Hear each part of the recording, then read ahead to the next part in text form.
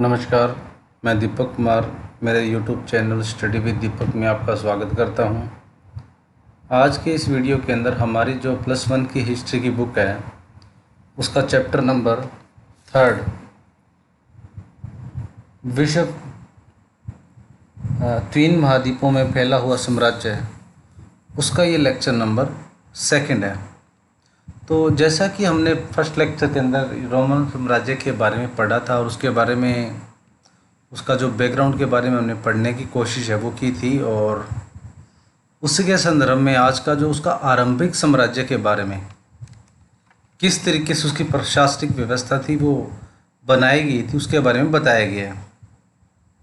Roman साम्राज्य को मोटे तौर पर 2 चरणों में बांटा जा सकता है, जिन्हें पूर्ववर्ती और परवर्ती चरण कह सकते हैं। यानी कि मोटे तौर पर अगर देखा जाता है तो रोमन साम्राज्य को 2 भागों में बांटा जाता है, पूर्ववर्ती और परवर्ती।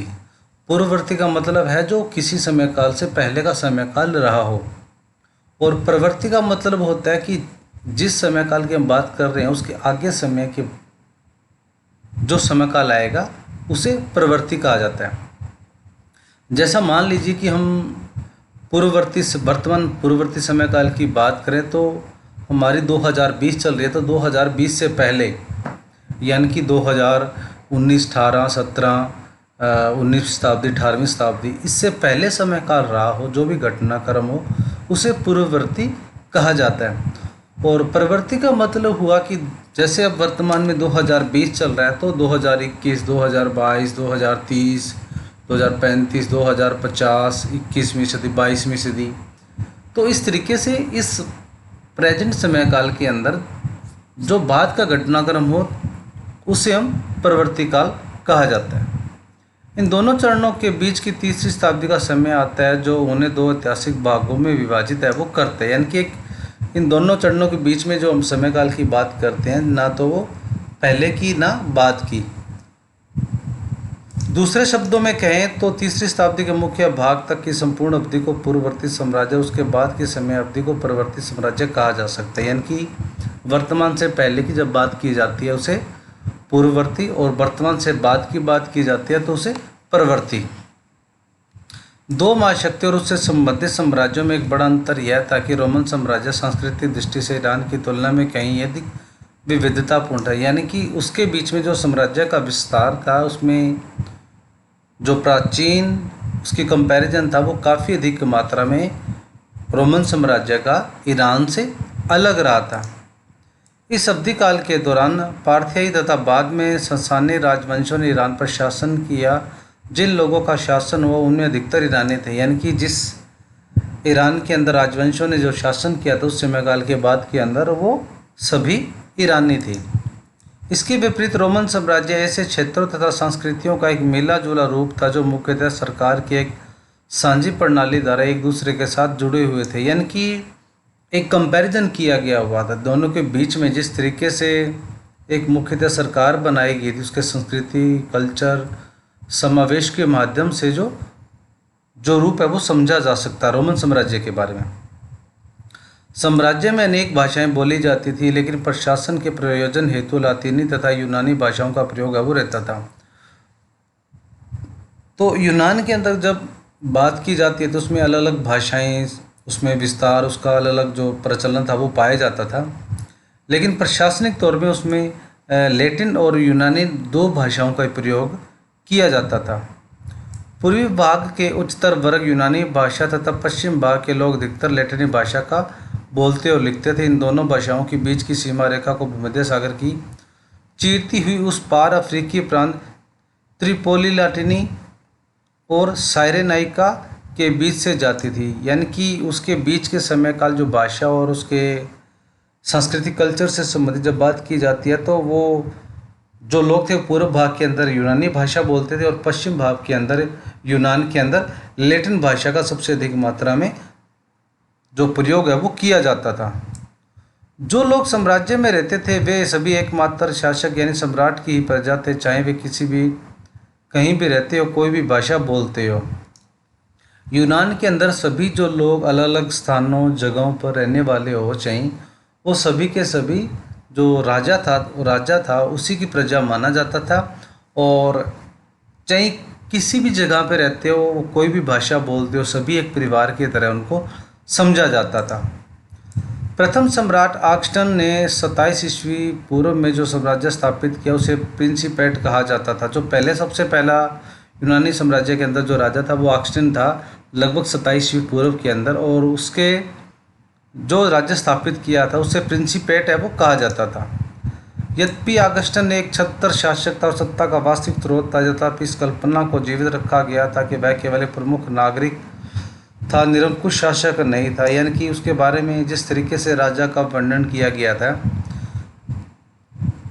वो वहाँ का प्रमुख नागरिक था, न कि एक शक्ति प्रशासनिक तौर पर राजा के तौर पर कार्य करने के लिए उसको समझा जाता था। ऐसा सेनेट को सम्मान प्रदान करने के लिए किया गया था। सेनेट वह निकाय था जिसने उन दोनों में रोम एक रिपब्लिक यानी गणतंत्र था, राजसत्ता पर अपना नियंत्रण रखा था। रोम में सेनेट नामक संस्था का अस्तित्व कई शताब्दियों तक रहा था। तो जिस तरीके से जो उसको कंट्रोल करने वाला जो निकाय होता था उसे सेनेट कहा जाता था, जिसकी वजह से राजा प्रशासन के ऊपर जो कंट्रोल है वो स्थापित करता था। और जब रोम में इस चीज़ की स्थापना की गई थी तो वो गणतंत्र और रिपब्लिक यानी कि लोगों के शासन के द्वारा उसका जो सत्ता पर नियंत्रण है वो रखा जाता था। और ये जो सेनेट नामक संस्था थी जिसके माध्यम के द्वारा कंट्रोल किया जाता था, ये कई शताब्दियों तक इसका जो प्रभुत्व है वो बना रहा था। वह एक ऐसी संस्था थी जिसमें कुलीन तथा अभिजात वर्गों यानी मुख्यतः रोम के धनी परिवारों का प्रतिनिधित्व अधिक था। यानी कि उस संस्था के अंदर जो उच्च वर्ग से संबंधित लोगों का जो प्रभुत्व था वो सबसे अधिक माना जाता था। लेकिन आगे चलकर इसमें इतावली मूल के जमींदारों को भी शामिल है वो कर लिया गया। रोम के इतिहास की अधिकांश पुस्तकें जो आज यूनानी तथा लैटिन में ज़्यादातर लिखी मिलती हैं, इन्हीं लोगों के द्वारा लिखी गई थी।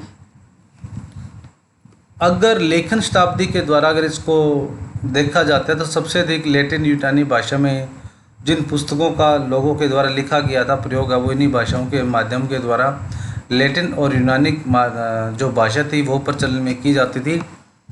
और जो इटालियन मूल के जो लोग थे, इटली निवासी के मूल नागरिक थे, उनको भी आगे चलकर जो सेनेट नामक संस्था के अंदर जमींदारों को शामिल है वो कर लिया गया था। इन पुस्तकों से यह बात स्पष्ट हो जाती है कि सम्राटों की परख इस बात से की जाती थी कि वे सेनेट के प्रति किस तरह के व्यवहार है वो रखते हैं। जो प्रशासनिक तौर पे कंट्रोल करने वाली संस्था थी, सेनेट नामक संस्था थी, उसके माध्यम के द्वारा लोगों का विश्वास व्यवहारों से पता किया जाता था कि वो किस तरीके से किस मंशा के माध्यम के द्वारा सम्राट के मामले में जो अपनी जो व्यवहार है उनका नेचर है वो प्रदर्शित है वो करते हैं। सबसे बुरे सम्राट वे माने जाते थे जो सेनेट के सदस्यों के प्रति सतत अपना व्यवहार करते थे और उनको एक शक की नज़र से देखते थे या फिर उनके साथ क्रूरता या हिंसा है वो करते थे। तो सबसे अधिक मात्रा में जो सम्राट के दो दुश्मन माने जाते थे, जिनका जो व्यवहारपूर्ण रवैया होता था वो शत्रुतापूर्ण व्यवहार है वो उनके किया जाता था और जो राजा को शक की नज़र से देखते थे या क्रूर और हिंसा है वो करते थे। कई सेनेटर गणतंत्र युग में लौटने के लिए तरसते थे, किंतु अधिकतर सेनेटरों को यह साफ जरूर हो गया था यह संभव है। जिस तरीके से उनके साथ व्यवहार किया जाता था वो अलग जो प्रशासनिक प्रणाली अपनाई गई थी उसी के माध्यम के द्वारा वो अपना जीवन यापन है वो व्यतीत है वो करते थे।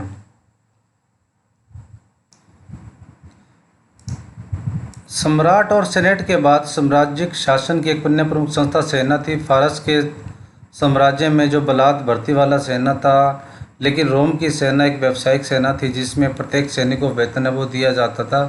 न्यूनतम 25 वर्ष तक सेवा है वो करनी पड़ती थी। अगर सैनिक दृष्टिकोण से अगर यूनान की अगर बात की जाती है तो रोम की अगर बात की जाती है तो एक अलग जो संस्था बनाई गई थी सेना के लिए, जो सम्राट और सेना के बाद जो प्रशासनिक साम्राज्य स्थापित करने के लिए संस्था का रूप है वो दिया गया था। तो ये जो सेनाएं होती थी वो साम्राज्य का प्रशासनिक और कंट्रोल करने के लिए व्यावसायिक सेना बनाई गई थी। जैसे आपको पता है कि राजा महाराजा अपनी ज़रूरत के हिसाब से दूसरे देशों के ऊपर आक्रमण करने के द्वारा अपने साम्राज्य का विस्तार है वो करते थे। तो जिस तरीके से ये सेना बनाई गई थी वो व्यावसायिक सेना थी, यानी कि सेना के बदले में कार्य करने के लिए सैनिकों को जो मेहनतनामा है वो दिया जाता था, और लगभग लगभग जो सेना जो सेवा काल था उसको मिलिट्री या सैनिक कार्य के लिए लोगों के लिए जो सर्विस थी वो 25 वर्ष तक उनको सेवा वो करनी पड़ती थी। जिस तरीके से हम देखते हैं कि हमारे जो राजा, जिस तरीके से राजा के द्वारा सैनिक जो सेना बनाई जाती थी, उसी तरीके से जो हमारे आजकल प्रशासनिक कार्य हैं वो सेवा करने के लिए अलग अलग आयु निर्धारित की गई है। जैसे 50, 35, 40, 50, 55, 60 साल की उम्र तक वो कार्य कर सकते हैं। तो ठीक इसी तरीके से ही जो लोग थे वो 25 वर्ष तक जो राजा की सेवा सैनिक कार्य के लिए कर सकते थे। एक वेतनभोगी सेना का होना निस्संदेह रोमन साम्राज्य की अपनी अलग विशेषता थी। जिस तरीके से जो सैनिक कार्य प्रणाली कार्य करने के लिए वो वेतन लेते थे, तो इस तरीके से जो रोमन साम्राज्य थी वो अलग इसकी विशेषता है वो बताई गई थी। सेना साम्राज्य में सबसे बड़ा एकल संगठित निकाय थी, जिसकी 4वीं शताब्दी तक 60,000 सैनिक थे, और उसके पास निश्चित रूप से सम्राटों का भाग्य निर्धारित करने की शक्ति वो होती थी। तो रोमन साम्राज्य के अंदर जो सेना जिस तरीके से बनाई गई थी वो लगभग 6 लाख इसमें सैनिक है वो शामिल किए गए थे, और लगभग ये जो सेना होती थी वो किसी भी राज्य का भाग्य का निर्धारण करने के लिए उसके प्रमुख शक्ति है वो मानी जाती थी। सैनिक बेहतर वेतन और सेवा शर्तों के लिए लगातार आंदोलन करते रहते थे। तो जिस तरीके से आप देखते हो कि वो ज़्यादा से ज़्यादा अपने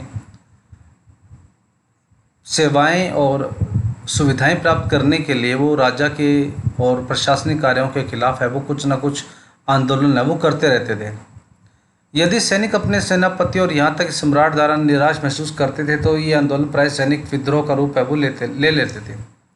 तो जिस तरीके से आपने पढ़ा भी होगा 1857 के अंदर जो सैनिक विद्रोह किया था भारत के अंदर अंग्रेजों के खिलाफ, उसी तरीके से ये जो सैनिक होते थे वो अपने आंदोलनों के लिए या कुछ शर्तों के लिए ये सम्राट के खिलाफ है वो आंदोलन करते थे, और इनका जो विद्रोह होता था कभी कभी जो इनका आंदोलन होता था वह विद्रोह का रूप भी ले लेता था। यह भी ध्यान रखें कि रोम सेना की जो तस्वीर हमारे सामने पेश की गई है वह उन इतिहासकारों द्वारा तैयार की गई थी जो सेनेट के प्रति सहानुभूति रखते थे। जिस तरीके से ये सेना बनाई गई थी वो इस तरीके से उसकी प्रशंसा या संगठनात्मक संरचना बनाई गई थी जिस तरीके से वो संरचना स्थापित करने के लिए सेनेट के खिलाफ है वो सहानुभूति रख पाते थे। सेनेट सेना से घृणा करती थी और उससे डरती थी क्योंकि वह प्रायः अप्रत्याशित हिंसा का स्रोत थी, विशेष रूप से 30वीं शताब्दी की तनावपूर्ण परिस्थितियों में जब सरकार को अपने बढ़ते हुए अन्य सैनिक खर्चों को पूरा करने के लिए भारी कर वो लगाने पड़ते थे।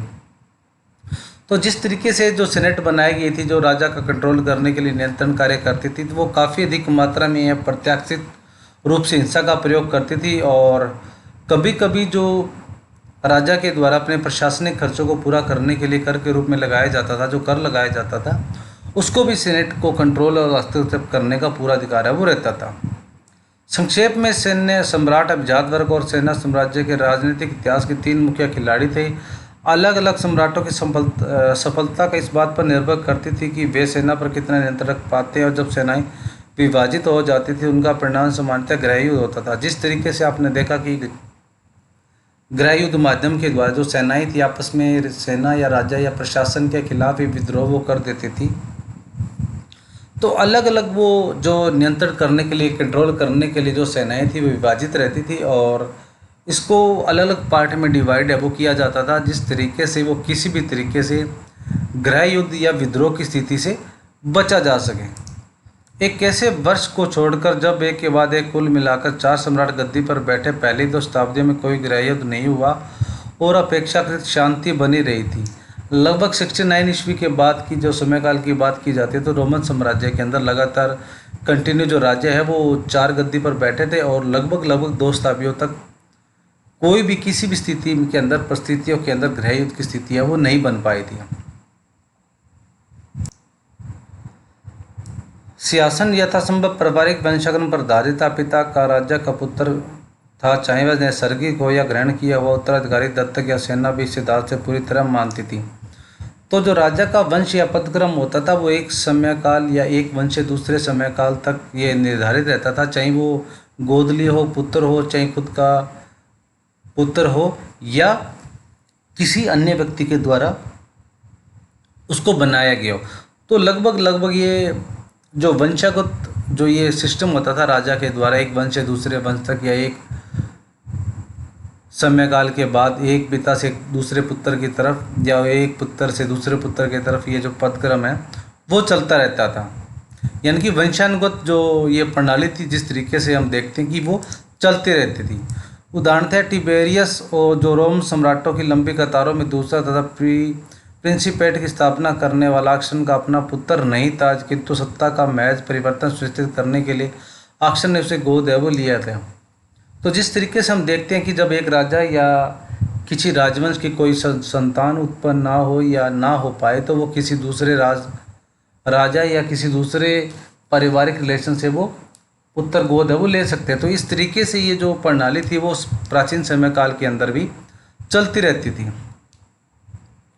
प्रथम 2 शताब्दियों में उन 2 देशों के साथ युद्ध भी हुए। अगस्टन ने टिबेरियस को प्राप्त किया हुआ सम्राट पहले ही इतना लंबा चौड़ा था कि इसमें और अधिक विस्तार करना अनावश्यक प्रतीत होता था। जिस तरीके से अगस्टन के द्वारा टिबेरियस जो गोद लिया वो पुत्र था, जिसके द्वारा उन्होंने अपने साम्राज्य का विस्तार वो किया था, जिसके माध्यम के द्वारा ये जो गोद लेने की जो परंपरा थी वो आवश्यक रूप से प्रतीत है वो मानी जाती थी, जिसके द्वारा प्रशासनिक संबंधों को बनाए रखना बड़ा जरूरी माना जाता था।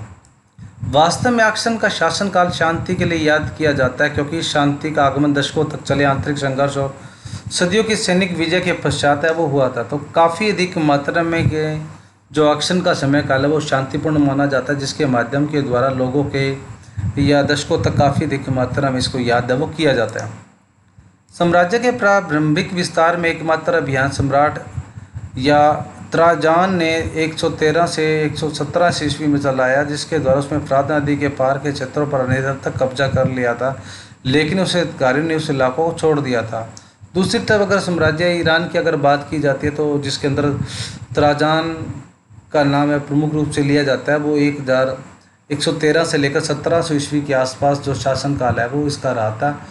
और ईरान के अंदर जो फ़रात नदी है उसके काफ़ी अधिक क्षेत्रों के ऊपर उसने कब्जा है वो कर लिया था, और लेकिन ये जो कब्जा किया हुआ उसका जो इलाका था उसके उत्तराधिकारियों द्वारा काफ़ी अधिक आगे चलकर इसको जो स्थायित्व प्रदान है वो नहीं दिया गया था। तो ये था हमारा बच्चों आज का वीडियो, आज का लेक्चर, जिसके हमने देखा कि किस राज्य का विस्तार है 1 शताब्दी से लेकर दूसरी शताब्दी के अंदर। शुरुआती समय काल के अंदर यूनान, प्राचीन रोमन साम्राज्य और ईरान के साम्राज्य का विस्तार है वो किन किन तरीकों के माध्यम के द्वारा किया गया था। तो आज का वीडियो बस बच्चों इतना ही, और मिलते हैं अगले वीडियो में एक नए लेक्चर के साथ। तब तक stay home, stay safe and be positive.